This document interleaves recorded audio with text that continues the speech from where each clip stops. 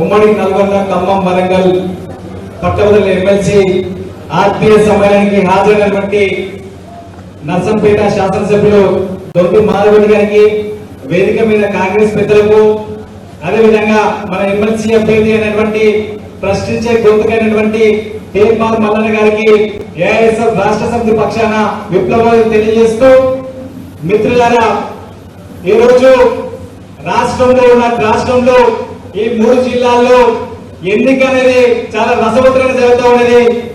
ఆనాడు గత 10 సంవత్సరాల టీఆర్ఎస్ పాలనలో కేసీఆర్ గారు, కేటీఆర్ గారు అధికారం నుండి నిరుద్యోగులని, విద్యార్థులను, యువకులని ఏ రకంగా మోసం చేసిరో ఆ మోసాన్ని మన క్యూనిస్ వేదికగా యువకుల తరఫున, నిరుద్యోగుల తరఫున, ప్రజల తరఫున ప్రశ్నించిన వ్యక్తి మన తీర్మార్ మల్లన్న గారు. ఒకనొక సందర్భంలో రాష్ట్రంలో ప్రతిపక్షం లేని సందర్భంలో ప్రతిపక్ష పాత్ర పోషించి ఈ ప్రజల కోసం, విద్యార్థుల కోసం, యువకుల కోసం, నిరుద్యోగుల కోసం నిలబడిన వ్యక్తి మన తీర్మార్ మల్లన్న గారు. అటువంటి ప్రశ్నించే వ్యక్తిని మనం గెలిపించుకొని శాసన మండలి పంపించాల్సిన బాధ్యత మన పైన ఉన్నది. ఎందుకంటే ఈ రోజు తెలంగాణ ఉద్యమ సమయంలో కేసీఆర్ గారు ఉద్యమం అనేక రకాల హామీలు ఇచ్చిండు. కానీ తెలంగాణ రాష్ట్రం సాధించిన తర్వాత ఇంటికొక ఉద్యోగం ఇస్తున్నాడు. కానీ ఇంటికొక ఉద్యోగం ఎవరికి ఇవ్వలే, కానీ ఆ ఇంట్లో మాత్రం 4 ఉద్యోగాలు ఇచ్చుకున్నాడు.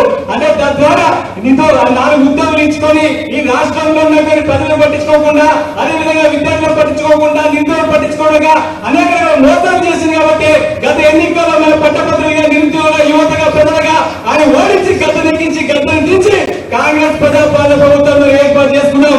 కానీ ఏర్పాటు చేసిన ప్రభుత్వంలో కూడా ఈ రోజు కేటీఆర్ గారు అనేక కుట్రలు చేస్తా ఉన్నారు. ఏం చెప్తా ఉన్నారు? బీజేపీ అయినా గెలవని, లేదా బీఆర్ఎస్ అయినా గెలి, కానీ మల్లన్న మాత్రం గెలవద్దని చెప్పేసి ఈ రోజు వ్యక్తిగత కించపరిచే విధంగా ఈ రోజు యూట్యూబ్ లో పెట్టుకోలేదు. మల్లన్న యొక్క క్యారెక్టర్ కించపరిచే విధంగా చేస్తా ఉన్నారు. ఒకసారి మీరు అర్థం చేసుకోవాలి. ఈ రోజు ప్రశ్నించిన గొంతు కంటే మన తీర్మార్ మల్లన్న గారు ఈ రోజు విద్యార్థులు కానీ, నిరుద్యోగులు కానీ ఏ సమస్య ఉన్నా ఆ సమస్య ఎక్కడ పరిష్కారం ఏంటంటే అది క్యూ ద్వారా పరిష్కారం అని చెప్పేసి ఆనాడు ఎంతో మంది యువకులు, నిరుద్యోగులు విశ్వసించరు.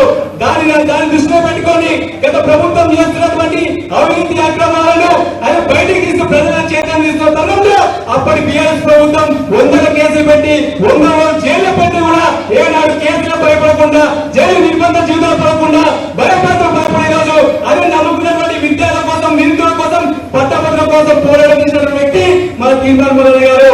అటువంటి వ్యక్తిని గెలిపించుకుంటే ఈ రాష్ట్రంలో ఉన్నటువంటి నిరుద్యోగ సమస్యల పరిష్కారం ఉంటాయి, విద్యార్థుల సమస్యల పరిష్కారం ఉంటాయి.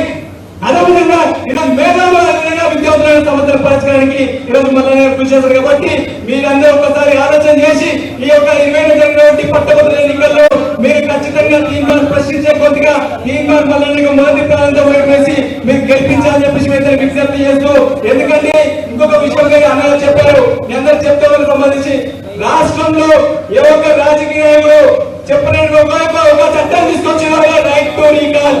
అంటే దీని ఉద్దేశం ఎన్నికల్లో గెలిపిన తర్వాత 1 సంవత్సరం 2 సంవత్సరాల తర్వాత తమ యొక్క పనితీరు చెప్పతే అదే ఓటు వేసిన పట్టభద్రులు వాపస్ తీసుకొని చట్టం తీసుకొచ్చినటువంటి మొట్టమొదటి వ్యక్తి ఎవరంటే మన తీర్మార్ మల్లన్న గారు.